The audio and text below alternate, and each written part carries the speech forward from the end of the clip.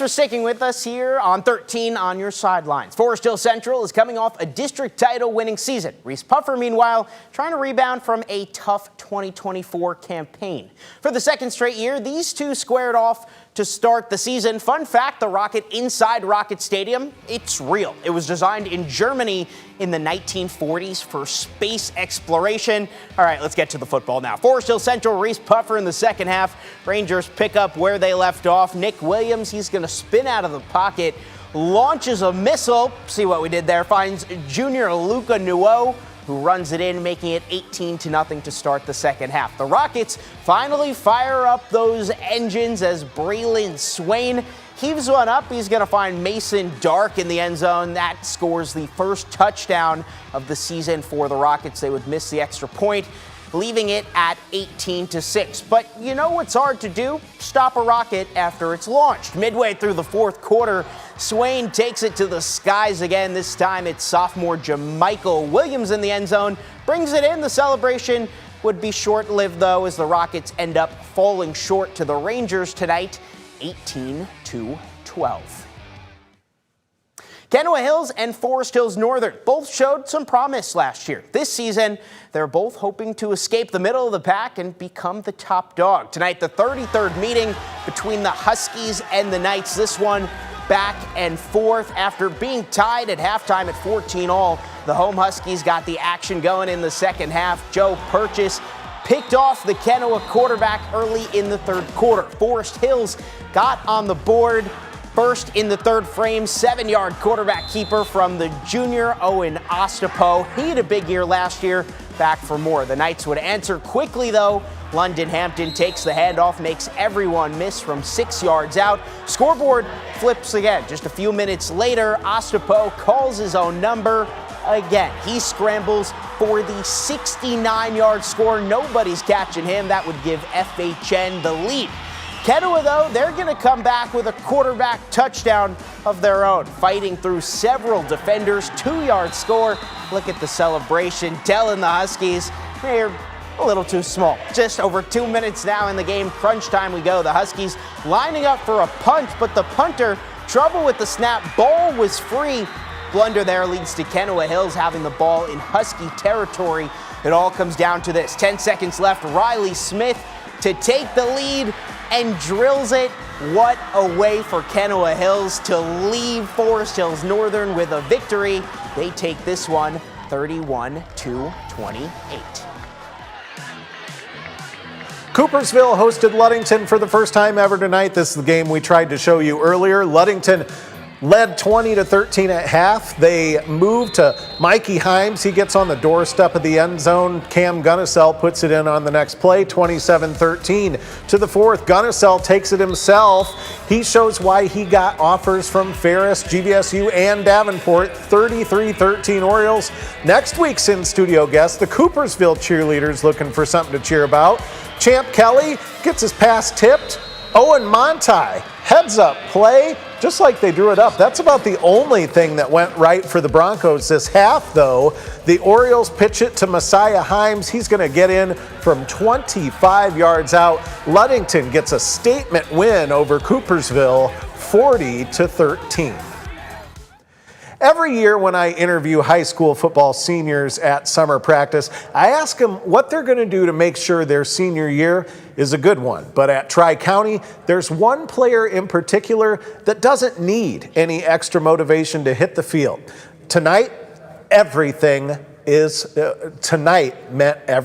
to him. All right, let's go. Jaden Button is making every day his masterpiece. It's a grind. His senior football season at Tri-County High has to be huge. Coaches made sure that we're going to be lethal this season. Especially after how his junior season went. Tell me what you remember about September 20th, 2024. Oh, man.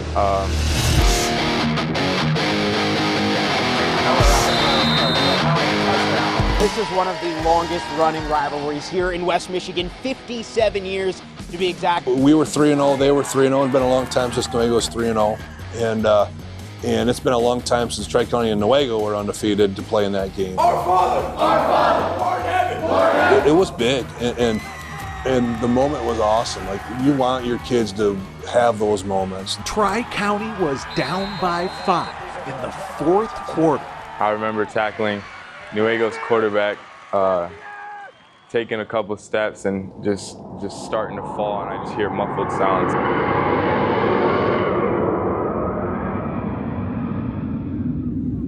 I was the first one to Jaden, so I saw him collapse. He was face first onto the ground and wasn't moving, and he had foam coming out of his mouth, and his eyes were rolled back into his head. I thought he was dead. Several people with medical backgrounds just happened to be there, including assistant coach and first responder Jack Thomas. It's no more Newaygo versus Tri-County. It's just, we're all out here for the same goals to make sure this son and child or athlete, if somebody survives that moment.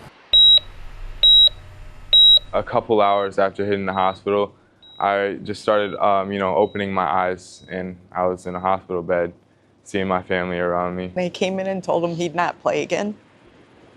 We weren't expecting that he would. And the kid's listening to all this stuff, and the tears are just coming down his face, and, we didn't want that being his end. During his darkest days, Jaden had the support of his teammates. I was with him every day at the hospital and everything, and so me and him have been best friends since he's moved here. And he supported them the very next week from the sidelines. Then he learned about an abnormal tangle of blood vessels he'd likely had since birth, blocking blood from flowing normally. It was an aneurysm that I've probably gained from hitting other players so hard. I needed surgery, and then they told us, there's a chance, there's a possibility you can get back out there. So yeah, that was the best feeling of my life right there. Since that surgery, it's meant even more to make every day a masterpiece. It's been amazing just seeing him come back, fully recover, seeing him out here playing ball and lifting and doing conditioning. It's just amazing to see him back. Jaden is going to get his senior season a second chance. He's taking advantage of that second chance, and he's living in the weight room, he's living on the track, he's running, he's living on the field. All those things, he's doing it the right way. But the story's not done. The story is, the good part of the story is still coming. It's the last ride, so I'm going for every title I can get, every reward I can get. I'm trying to prove everybody wrong, prove that a comeback is possible. And Jaden is certainly proving that a comeback is possible. How about this for Poetic? Tonight, he scored the first touchdown of the game for Tri-County as they defeated Ovid LC 24-15. Pretty special stuff, Jacob. Matt, that is awesome. Great story, great touchdown tonight. We're rooting for a big season for Tri-County. And